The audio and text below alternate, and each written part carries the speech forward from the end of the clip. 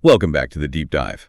Today we are opening up a stack of research that, honestly, it felt a little bit like reading a fantasy novel at first. Right. But it's not fantasy. It is very, very real, and it tackles a problem that I think every single traveler faces, eventually. The paradox of choice. Exactly, the paradox of choice. Usually when you're planning a major trip, and I'm talking about the big one for the year, you have to pick a lane. You're either going for the nature bucket. Right. You want the mountains, the glaciers, the silence. You want the vista, so you look at, Nepal? Right. Or Patagonia, Iceland, maybe? Yeah, the classic spots. Or you go for the culture bucket. Yeah. You want the deep history, the food, the beautiful chaos of the ancient ruins. So you look at Rome or Cairo or Kyoto. And you almost never, ever expect to get world-class versions of both of those things in the same trip. Never. That's the trade-off, isn't it? It's the fundamental trade-off of travel. I mean, if you want 8,000-meter peaks, you generally have to accept that you aren't going to be, walking through the ruins of a 2,000-year-old Greco-Buddhist civilization on the same afternoon. The geography just doesn't allow for it usually. It forbids it. But the research we have in front of us today, it challenges that whole binary. The entire premise of this deep dive is that there is a dual threat destination out there. A place that holds the ultimate vista in one hand. And a deep cultural destination in the other. We're talking about Pakistan. And look, we're not just talking about good versions of those things or, nice examples. We're talking about the absolute extremes of both. The extremes. We are talking about what's literally called the throne room of the mountain gods in the north and the cradle of the Indus Valley and Gandhara civilizations in the south. Okay, so it sounds perfect on paper. It really does. But then you look at the map and you look at the news sometimes. You look at the logistics and you realize, wait a minute, this isn't a weekend trip to Paris? No. It is physically massive, geologically violent in a way, and just logistically complex. It's a serious country. So the core of our conversation today isn't just about how amazing the country is. We know it is. It's about the key to unlocking it. The bridge. The bridge. Yeah. Because you can't just show up at the airport in Islamabad and, hope for the best. You'd have a very bad time. You would. And that brings us to the organization we are analyzing today. Adventure Tours Pakistan, or ATP. And this is the crucial piece of the puzzle. Because based on the materials we have, their history, their copyright data, the testimonials ATP isn't just a travel agency. No. They position themselves as a destination management company. Let's put a pin in that distinction because I really want to unpack why that specific wording matters so much later on. But for now, just know we're looking at an organization that has been operating since, around 1989 or 1990? Which is significant.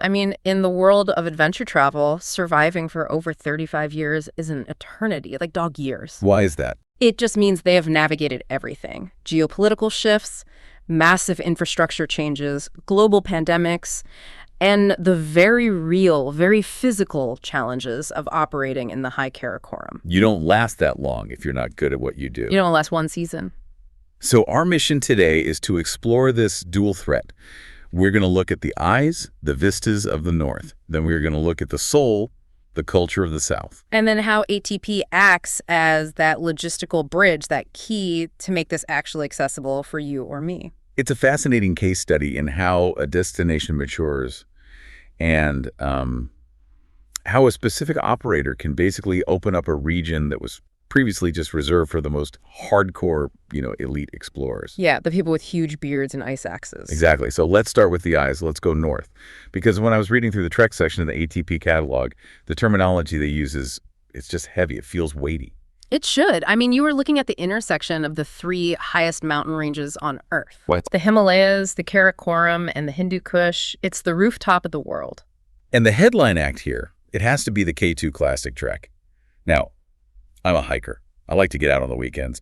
But ATP grades this as strenuous. Yes. And looking at the itinerary, I feel like strenuous is a very, very polite, almost diplomatic term for this will absolutely kick your butt. It is definitely a physical undertaking. This isn't a walk in the park. The K2 Classic is a 20-day itinerary. Just let that sink in for a second. 20 days. You are on the trail or on the glacier for nearly 3 weeks. Right. And you're not just, walking. You're trekking towards the crown of the world. That's the moniker for K2, isn't it? That's it. K2 is the second highest mountain on Earth at 8,611 meters. But in the mountaineering world, it's often revered even more than Everest. Why is that? I've always wondered. It's steeper, it's sharper, it's more technically difficult, it's just more imposing. They call it the Savage Mountain for a reason. And the trek to get there, to even see it, takes you up the Baltoro Glacier. The Baltoro Glacier. I looked up some images of this while we were prepping. It doesn't look like clean white ice. It looks like a highway of ice and rubble. It is a river of ice. It's covered in what's called moraine, all the rock and debris that the glacier scrapes off the mountains. And as you walk up it for days and days, you're entering what is known as the throne room of mountain gods. That is quite the brand name. Throne Room of Mountain Gods. It's not just marketing fluff, though. It's a geographical reality. When you stand at Concordia, which is the confluence, the meeting point of the Baltoro and the Godonostan glaciers, right, you are literally surrounded by 4 of the world's 14 8,000-meter peaks. Nowhere else on the planet has this density of vertical gain. It's staggering. In most places, if you see one mountain that high, it just dominates the entire horizon. It's the only thing you can see. Exactly. I mean, in Nepal, the giants are often separated by deep valleys and a lot of distance. Yes. Here, they're clustered together like a fortress of stone and ice. You have K2 right in front of you. You have Broad Peak to your right. You have the Gasherbrum 3 and the 6 just over there.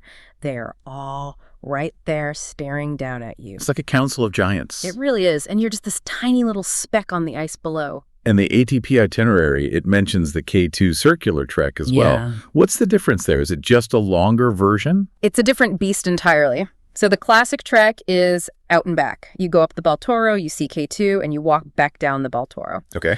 The circular trek is for those who want to avoid that repetition. Instead of walking back down, you cross the Gondogorola Pass. And that sounds difficult. It's a high-altitude pass, very technical, often requires ropes, crampons, and ice axe, depending on the conditions. It's a proper mountaineering pass.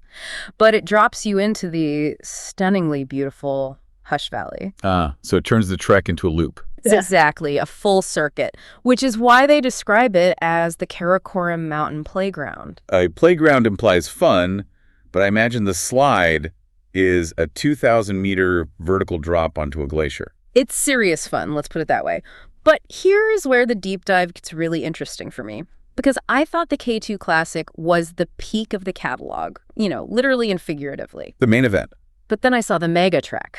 Mega Trek? That sounds like something from a superhero movie. It basically is. This is a 24-day expedition. Yep. And the selling point here is just pure audacity. What? The goal is to visit the base camps of 5 peaks that are over 8,000 meters high. Wait, 5 of them? In one trip? I didn't even realize that was geographically possible. It's the only place on Earth where it is. What? There are only 14 mountains in the entire world that exceed 8,000 meters, the 8,000ers. Right. This single ATP itinerary puts you at the foot of more than a third of them in less than a month. That is just staggering. I can't even wrap my head around that. You have K2, which we mentioned, 8,611 meters.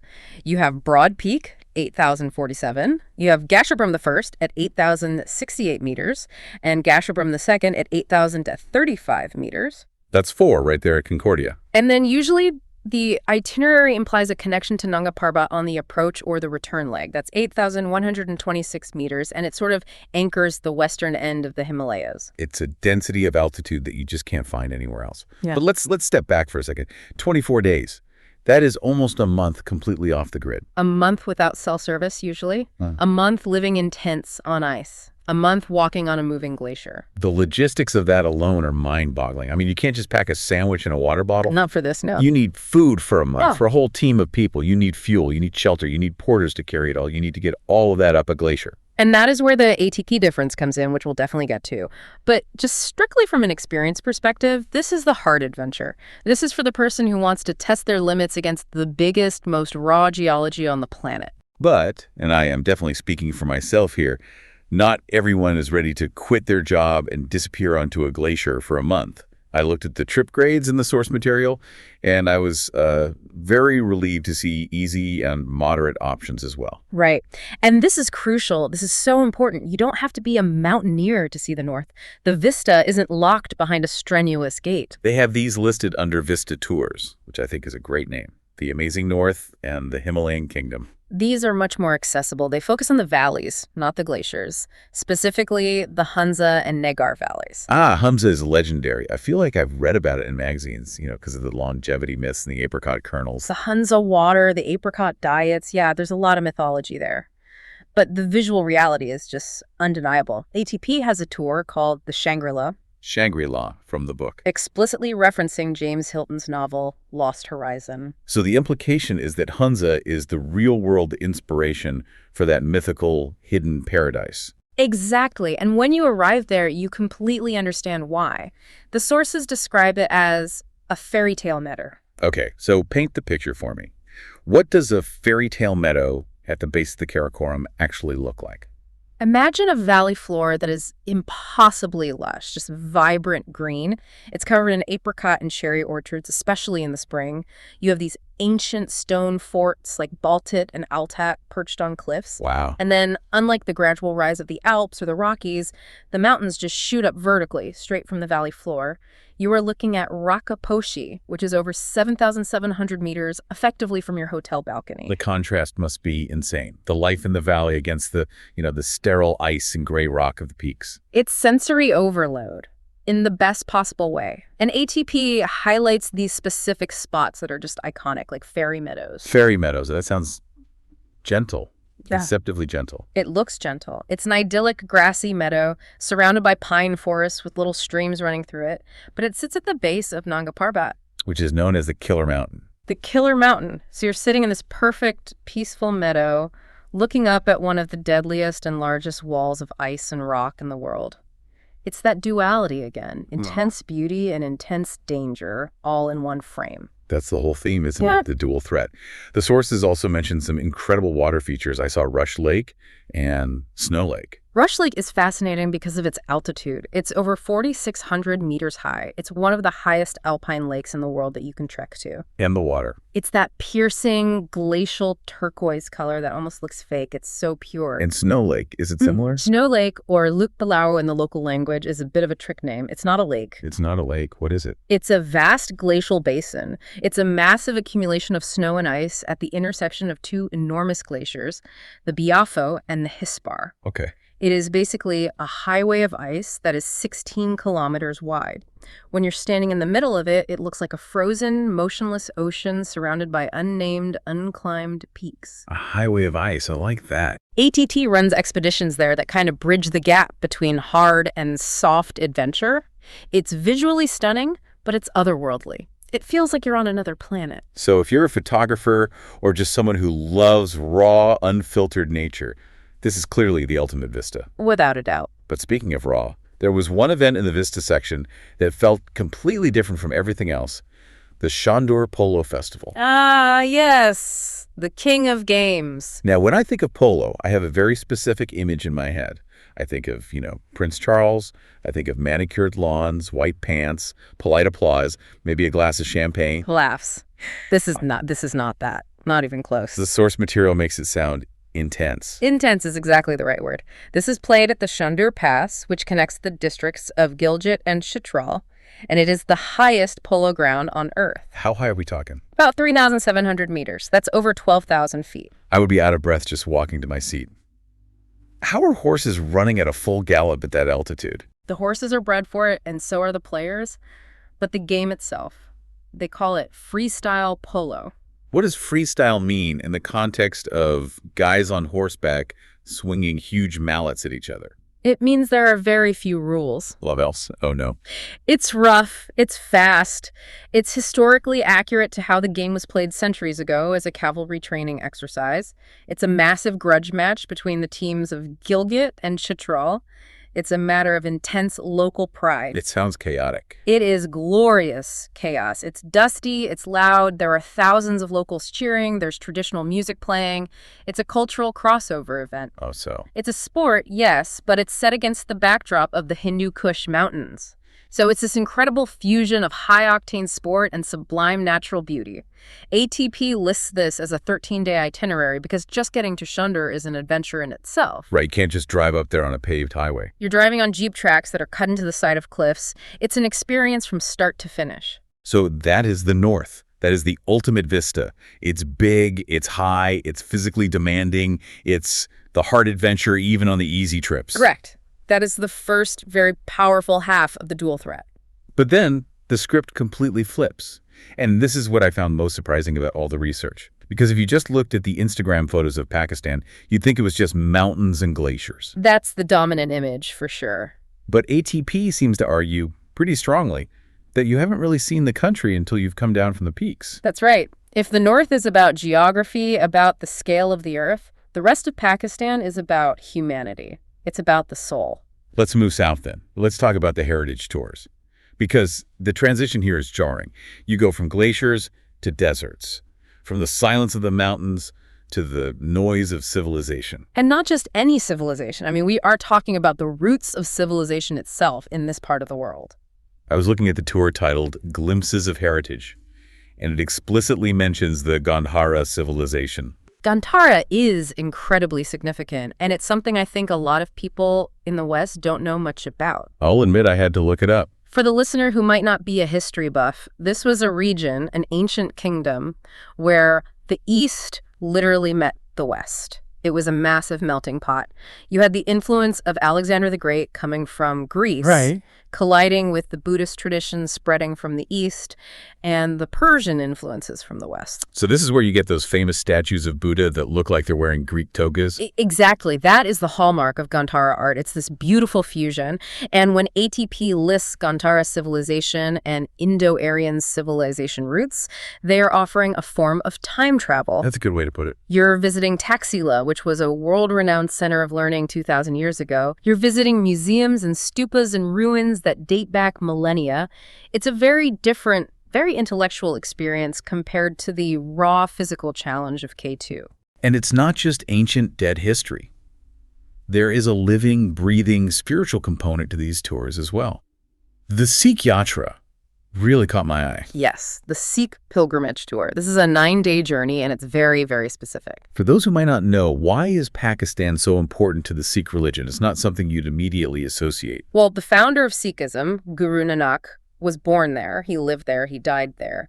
Most of the formative events of the religion happened in what is now Pakistan's Punjab province. So for a Sikh, this is like visiting Mecca or Jerusalem or the Vatican. Precisely. The tour visits the holy gurdwaras, the temples, including Nankana Sahib, which is Guru Nanak's birthplace. And ATP specifically highlights the Vaisakhi festival, which usually happens around April 13th or 14th. That's the Harvest Festival and the Sikh New Year, right? It is. And listing this tour is really significant because for a long time, political tensions made this kind of access very difficult for pilgrims, especially from India. So by prioritizing the Sikh Yatra, ATP is highlighting this religious tourism corridor. It shows a side of Pakistan that is about tolerance, about the preservation of minority heritage, and about peace. It adds a layer of deep humanity to the trip. You aren't just looking at rocks and ruins. You are looking at living faith. You are seeing people reconnect with their spiritual roots in a very profound way. And that emotion, that's part of the soul of the destination we're talking about. The hospitality you experience in Punjab, the food in Lahore, the chaos of the bazaars. It's such a stark, wonderful contrast to the beautiful isolation of the mountains. And then shifting from organized religion to something more ancient and tribal. The Tribes of Hindu Kush tour. The Kailash Valley. This is one of the most fascinating parts of the country. This sounded like something straight out of a National Geographic documentary from the 1970s. It effectively is. The Kailash people are a unique indigenous group living in 3 remote valleys in the Chitrol district. They are genetically and culturally distinct from everyone around them. Distinct how? What makes them so unique? Well, for starters, they are animists in a predominantly Muslim country. They have their own language, their own gods, their own traditions. They make their own wine.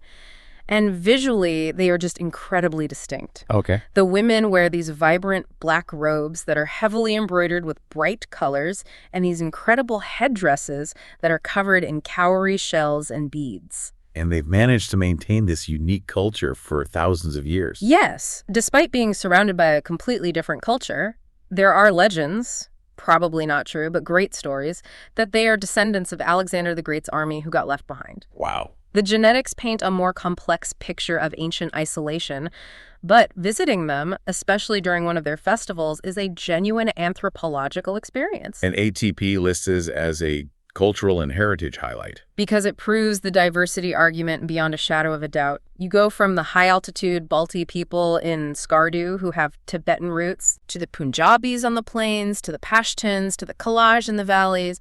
And then if you look at the broader scope, ATP lists these huge, ambitious tours like Kashgar to Karachi and unique Balochistan. Kashgar to Karachi implies the entire length of the country, right? From the Chinese border in the far north all the way down to the Arabian Sea in the south. Exactly. It's the full vertical slice of the country. You'd see everything. And Balochistan, that is a whole other landscape again. It's the least populated province. I saw some photos of the Sphinx of Balochistan and a rock formation called the Princess of Hope. It looks like the surface of Mars.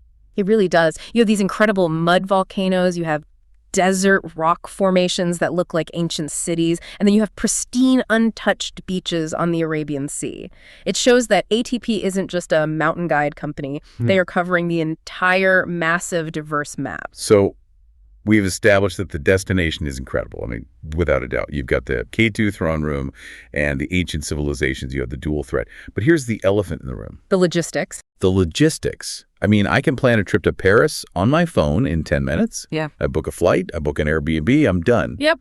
But planning a trip that involves 8,000-meter base camps, restricted military zones, remote tribal valleys, and complex visa regulations in a developing country, that sounds like a massive headache. It's not just a headache. It's a complete barrier to entry for most people. And that is the problem we mentioned in the intro, access. How do you actually do this safely and efficiently? And that's where ATP comes in. This is their whole reason for being. So why are they the expert bridge? Why did we pick them for this deep dive out of all the others? Well, first, let's just look at the tenure. Over 35 years, they started around 1989. In the travel industry, and especially the adventure travel industry, longevity is the ultimate proof of competence. Why is that so important in this specific field? Because if you screw up on a mountain, people don't just leave a bad Yelp review. The consequences are severe. If you lose clients or if you can't handle a crisis like a sudden storm or a landslide, word spreads instantly in the climbing and trekking community. You simply don't last for 3 decades in the Karakoram if you don't know exactly what you're doing. That's a very fair point. And looking to the leadership, it seems personal. The founder is a man named Mr. Ashraf Aman. I saw his name pop up in the team section, and this is absolutely critical. Ashraf Aman isn't just some CEO in a suit in an office somewhere. He is a mountaineer, a serious one. He was the first Pakistani to summit K2. Oh, wow. Okay. That changes everything. It changes the entire DNA of the company. When the guy at the top has actually stood on the summit of the Savage Mountain, the company culture is built on a fundamental respect for the terrain. He knows what can go wrong. He knows what safety actually means at 8,000 meters. It's not theoretical for him. It's deeply practical. And physically, they seem to be set up perfectly. They have a head office in Skardu. Skardu is the mountain hub. It's the gateway city. That's where the jeeps leave from for the big trucks. It's the last outpost. But they also have a branch in Islamabad, the capital. Which is key. This is the one window solution they talk about in their materials. What does that mean? One window. It means they have their own people on the ground where the planes land in Islamabad to handle the visas, the government permits, all the bureaucracy. And they have their people on the ground where the trekking actually starts in Skardu to handle the porters, the cooks, the food, the gear. They own the entire supply chain. So they handle the handshake at the airport and the handshake at the base camp. There's no subcontracting to some other company you've never heard of. Precisely. And that vertical integration leads to reliability. Because in adventure travel, things always go wrong. It's a given. Weather, landslides blocking the Karakoram highway, flight cancellations into Skardu, altitude sickness. That is the reality of travel in this region. And the testimonials ATP provides are very telling in this regard. They don't just say, great trip, 5 stars. They talk about the pivot. The pivot is everything. I marked a couple of those. There was one from James Lawson, who traveled in 2017. He said, and I'm quoting here, "Plans changed several times due to unforeseen circumstances. They were able to adapt." That is the highest compliment you can possibly pay a tour operator in Pakistan. It's not about sticking to the printed spreadsheet itinerary. It's about what you do when the road is washed out. Do you have the context to get a helicopter? Do you know the alternative route through a different valley? That's what you're paying for. And another one from Steve Fedina said, "Super organized. clear that their agency have a ton of experience. That's the fixer mentality. You aren't just paying for a guide to show you the way. You are paying for a network. You are paying for the guy who knows who to call when the Jeep breaks down in the middle of nowhere. That's the real value. And they seem to cater to different levels of roughing it, don't they? I saw expedition services for the hardcore climbers, but then also things like luxury desert safaris. Yes. They list budget categories and luxury options. They can arrange a 5-star hotel in Lahore just as easily as they can set up a base camp on a glacier. They handle the boring stuff, the visa information, the gear supply lists, the payment plans. They effectively de-risk the entire adventure. They let you focus on the climb or the culture. While they handle the bureaucracy and the supply chain. Which brings us to the final piece of the puzzle, the global standout section. Why now? Why are we talking about Pakistan and ATP in 2025, 2026? What makes it relevant right now? It's interesting. If you look at the blog topics on their website, you can see a subtle but important shift in how they are positioning the country. It's not just for the grizzled mountaineer anymore. Right. I saw one of the blog titles was Work and Wander Paradigm 2025. Exactly. Escape the 9-to-5. This suggests that Pakistan is actively pivoting to court the digital nomad, the remote worker. Can you imagine taking your Zoom calls from a terrace in the Hunza Valley? Stay longer, work remotely with mountain views. That's the pitch. And honestly, with the infrastructure improvements in the north, better internet connectivity, better guest houses, it is becoming a viable pitch. It's a complete lifestyle shift. Why work from a gray cubicle in London when you can work looking at the 7,000-meter peak of Rakposhi? A compelling argument. And they also had a post about navigating the new 2026 Pakistan visa policy. This is huge. Visa policies are often the biggest, most annoying barrier to entry for any country.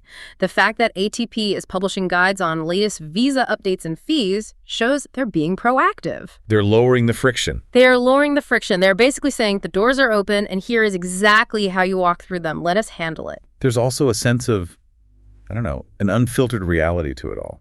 We hear the word authenticity thrown around a lot in travel marketing. It's almost meaningless now. It's a total buzzword, but in this context, I think it has real weight. If I go to Venice in July or Santorini, I know exactly what I'm getting. Yeah. I'm getting crowds, I'm getting lines, I'm getting expensive coffee. It's beautiful, but it's a theme park. Right. It's highly curated and commercialized. But when you look at a trek like the K2 Circular or the trek along the Wakhan Corridor, it feels completely different. It is the anti-over-tourism destination. The Wakhan Corridor is one of the most remote, isolated places on Earth. If you go there with ATP, you are likely the only group in that entire valley system. You are seeing the landscape as it has been for centuries, not as it's been prepared for tourists. But with that privilege of seeing something so pristine, there's a responsibility. Of course. And ATP highlights responsible tourism on their site. They talk about working with local communities, hiring local porters and guides, and minimizing environmental impact. Because these high-altitude ecosystems are incredibly fragile. I saw specific blog posts they did about a place called Passu Meadows. Yes, trekking the roof of Hunza. They describe it as the ultimate Karakoram adventure that sits on a ridge between the Passu and Batura glaciers. And by promoting these specific, slightly lesser-known spots, like Patundas, it helps spread the tourism load, right? Exactly. Instead of everyone funneling to the exact same viewpoint or the same trek, they open up new corridors. It keeps the destination sustainable. It keeps that unfiltered nature alive. You are seeing the landscape as it is, not a manicured Disney-fied version of it. So when we put it all together, what does this all mean? We've looked at the maps, the history, the company. I think it means that the barrier to entry for one of the world's most spectacular and diverse regions is significantly lower than people think, if you have the right partner. We've covered the jagged peaks of the Karakoram K2, Broad Peak, the Gasherbrum. We've covered the spiritual echo of the Psychiatra and the ancient Greco-Buddhist roots of Gandhara.